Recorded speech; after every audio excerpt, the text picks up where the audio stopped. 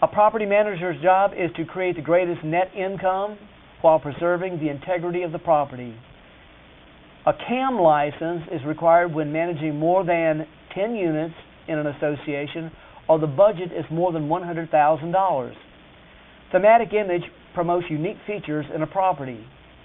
Licensees are allowed to fill in the blanks of certain court-approved leases, but they cannot extend beyond 1 year. Assignment of lease gives up everything remaining in a lease. A sublease gives up only a portion of what's in the lease. The leasehold estates include a tenancy for years. Remember, it has a beginning date, an ending date, and it's in writing. A tenancy at will, a good example is a month-to-month tenant with a 15-day notice of termination. Remember, in a tenancy at will, one of those components of the tenancy for years is missing. A tenant at sufferance is simply a holdover. Termination can be immediate. The Landlord-Tenant Act.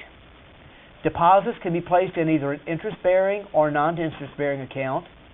If you place it in an interest-bearing account as a landlord, you're going to owe your tenant 5% interest or 75% of whatever was collected. If you place deposits in a personal account, you're going to owe your tenant 5% interest, plus you have to post a surety bond with a clerk of courts in the amount of the deposit. A breach of a lease requires a 3-day notice of eviction and seeking a court-ordered writ of possession. The Fair Housing Act of 1968 prohibits discrimination based on race, color, religion, sex, and national origin. It applies to everyone in the housing industry. 1988 included handicapped and familiar status. Exemptions is federal and state retirement communities.